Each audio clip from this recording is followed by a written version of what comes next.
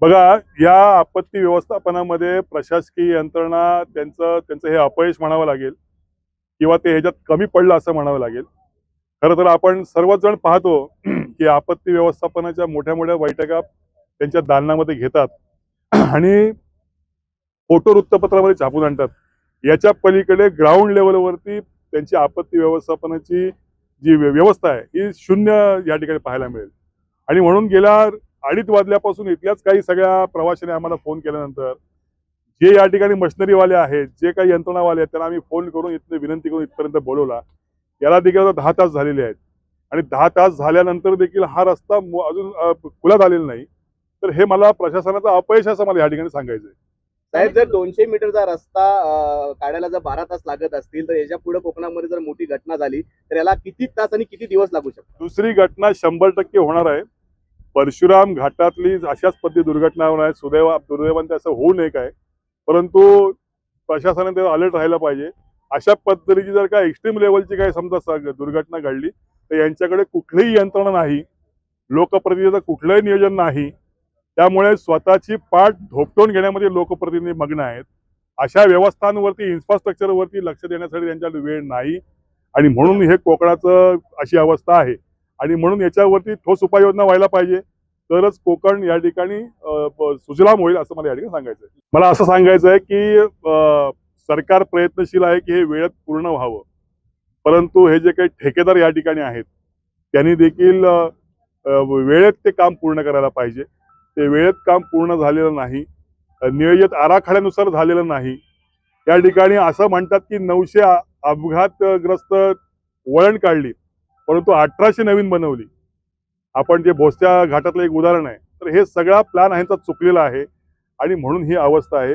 खरं तर या संदर्भात गडकरी साहेबांनी, शिवेंद्रराजे भोसले यांनी सातत्याने या ठिकाणी डेडलाईन दिल्या, परंतु ते होताना दिसत नाही.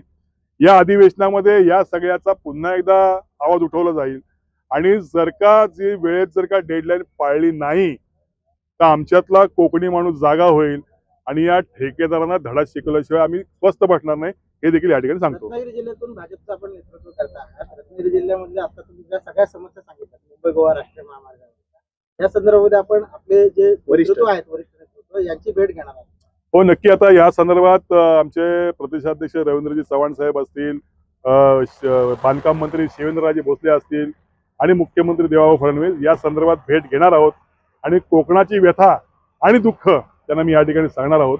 त्याच्यावरती ठोस उपाययोजना काढतील असा मला विश्वास आहे. साहेब, सर्वात महत्त्वाचा प्रश्न असा आहे की मंत्री नितीन गडकरी यांनी हाच मुंबई गोवा महामार्ग होण्यासाठी अनेक प्रयत्न केले, मात्र तुम्ही कशेडी बोगद्यापासून ते पार संगमेश्वरपर्यंत जर बघितलात तर रस्त्याला भेगा पडलेल्या आहेत. आता रस्त्याला भले भले खड्डे पडलेले आहेत.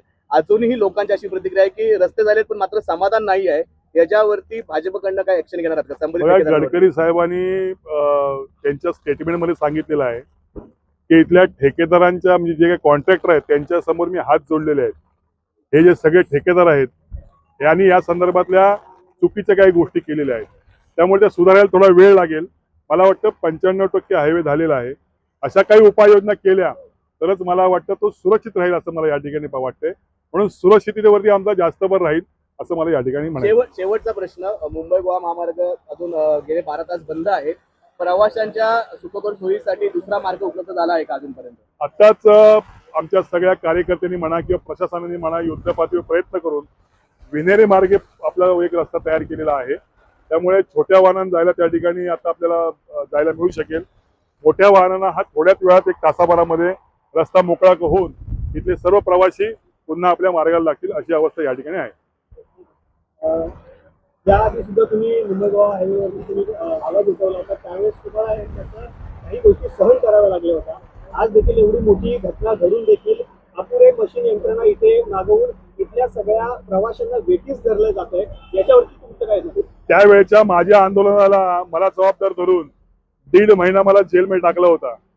आता ह्या दुर्घटनेला इथले अधिकारी आहेत त्यांना जबाबदार धरून त्यांच्यावरती गुन्हे दाखल करणार का, हा माझा प्रश्न आहे. आणि हाच प्रश्न मी विधानसभेत या ठिकाणी मांडायला लावणार आहे. आणि अशा दोषी अधिकाऱ्यांवरती गुन्हे दाखल व्हायला पाहिजे, त्यांचं निलंबन व्हायला पाहिजे, ही भूमिका माझी आग्रही असणार आहे. आणखी किती वेळ जाईल साधारण तुम्ही तुमच्या मध्ये हे सगळं पूर्ण व्हायला? एक अर्धा पाऊण तास ते तासभर लागेल, याच्या पलीकडे वेळ लागणार नाही. असं मला या ठिकाणी सांगायचं आहे.